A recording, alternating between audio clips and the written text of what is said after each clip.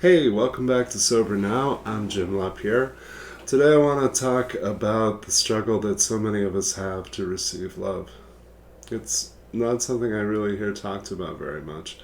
It's usually when people allude to it, they're talking about how hard it is to have a healthy or satisfying partnership in recovery. And of course, they attribute that to character defects or to picking the wrong people. I've sat with hundreds of people who told me that they only attract assholes. And of course, none of that's true. What is true is that we tend to gravitate towards the familiar. We tend to choose people that seem familiar to us, which are the kind of people that we grew up with, and we tend to stay in the types of relationship dynamics that we learned in our families of origin. Or we do the opposite, which of course doesn't work either because the opposite of one extreme is the other extreme. If you're on the outside of somebody's life looking in, it's pretty easy to spot patterns, especially in relationships, in jobs, in partnerships, and in how their life seems to unfold. If you're in the middle of it, it's the goldfish bowl. It's you can't see it because it's all around you. You can't see it because it's you. Uh, all of us have blind spots, and we need things to be pointed out to us. That's actually how today's blog and video started out. It was going to be a message to a good friend of mine who I'm watching sabotage a partnership. And then I realized I know an awful lot of people who do that. And so then it became a vlog. And what I want to share with you, of course, in my usual style, are some very simple ideas. I think for most of us, our real struggle to receive love and to hold on to good things in general, whether it's praise or recognition or validation or any of that good stuff, even compliments are hard for us. It's hard to take good stuff in because we're still carrying a lot of pain, a lot of past anger, a lot of shame, and as long as we're holding on to those, it makes us really hard to take in the good stuff. It makes it really scary to be vulnerable, to have intimacy in our relationships, and not just romantically, but with friends, with family. It's hard for us to set boundaries, not because we lack skills or knowledge, it's just uncomfortable, it's just not what we're used to. We'll often refer to ourselves as codependent, which is true, but it's an overused term. Codependency really just refers to any unhealthy way of relating to people. Of course, the ultimate in codependency is intuitively sensing who and how you want me to be so that I can earn your love. And of course, that doesn't really work because when I do that, you don't love me for me, you love me for who I pretend to be, which actually fuels my self-loathing and makes me sabotage anything that's good in my life. And I'm pretty sure that's not just me. I had to grow a lot to be able to sustain a healthy relationship of any kind, much less my marriage. And what I've learned about that is the foundation for all of the relationships that I have are the relationship I have with myself and the relationship I have with a higher power. And that's every other relationship in my life is built on that. So when I'm not being good to me, it's harder for me to be good to others. The bottom line for most of us is that we're avoidant of self. There's still things from our past, usually trauma, that we're afraid to look at. There's still scars, there's still things that we're afraid to open up and share with anybody, even a coach or a therapist. And so we compensate for those. We try harder and we seek to earn love. And of course, we don't really hold on to it. We start out fresh every day trying to impress and trying to show people how we want to be loved. Because that's really kind of the codependent approach we use, is that we treat people in the way that we want to be treated. And then quite often they don't get it. If they don't know that what we're seeking is to have our needs met without asking, without stating what they are. We want so desperately to be understood and accepted But at the same time, we're afraid to open up and show people, look, this is who I am, this is what I feel, this is what I want, this is what I need.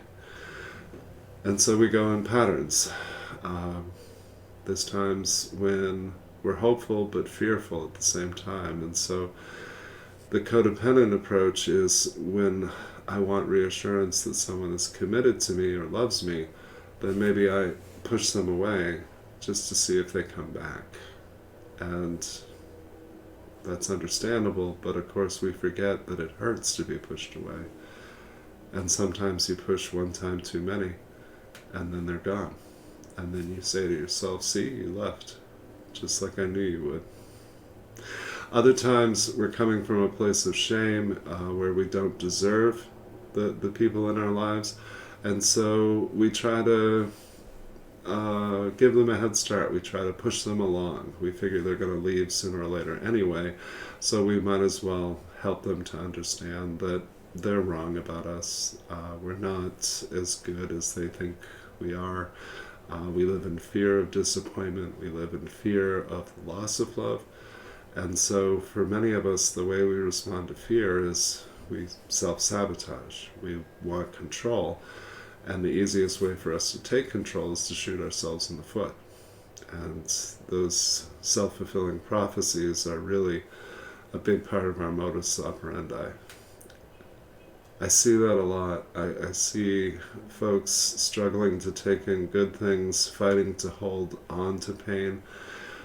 If you're like me, the only things you've struggled to let go of are things that you didn't want anyway. Past pain and anger, past resentment, shame and fear. Being able to release those is daunting. Being able to sort through the wreckage of our past and everything that we survived. But I always want folks to encourage them to think about the cost of not doing that work. We stay ambivalent about ourselves at best. We're on the fence about ourselves. We're avoidant. And too often we're self-limiting. And when we get scared or hurt enough, we're self-destructive. We go in these patterns, and what it's really about is a relationship in which I'm my own worst enemy. And I don't want to be that anymore. I want to be somebody who's easy to know, easy to relate to, and even easy to love. And so that means I have to do the work. I have to do the work of being to me as I am to others. I have to do the work of identifying what my false beliefs are, identifying my insecurities, and working through those. Somehow, we still believe in the lies that romantic comedies give us about happily ever after, about how if you just find the right person, everything falls into place and all of your past pain suddenly has meaning because now you have the perfect love. And the idea behind that is that that one perfect person is going to fill your emptiness, is going to restore you, redeem you, and make everything good. And when I really sat down and looked at that, I thought, good God, I wouldn't want to put that on any one person. I'm a lot of work on a good day. So I encourage you to take a look at yourself. I know that there's work. If you're anything like me, there's still more work to be done. You're always going to be a work in progress. And I want you to think about the cost of not making further investments in your healing. The cost of not having a better relationship with yourself means that what you're able to receive in any other relationship is extremely limited. As a therapist, I'm often saying to people, we don't have to talk about every horrible thing that ever happened to you. We have to talk about how your past is still hurting you in the present. We have to talk about why it's so hard for you to take in good things and why it's so much easier for you to believe bad things. I hope that you'll spend some time maybe doing some writing, maybe journaling about what it is you believe you deserve, about what types of patterns and struggles you go in relationships.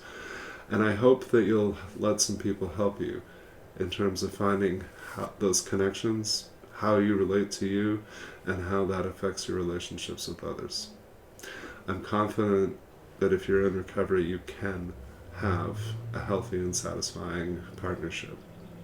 All of us seem to have the same fear. We're going to end up alone and relatively miserable.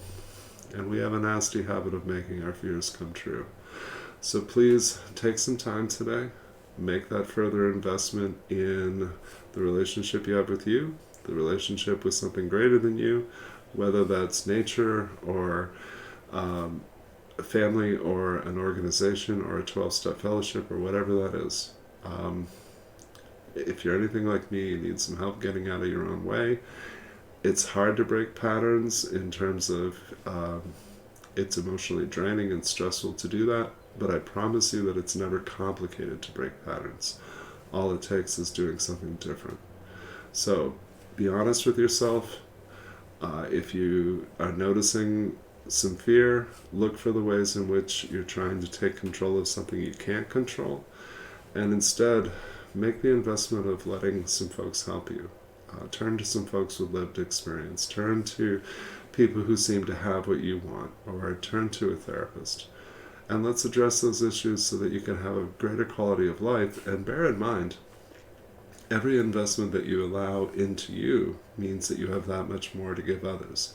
Not just a partner, a friend, a coworker, your family, everybody in your life. So, email me, jim@sobernow.com. Slap a like and hit that subscribe button on our YouTube channel so that you can check out more videos. Let me know if you have questions or topics you'd like to see covered. And please be really good to yourself today. Thanks.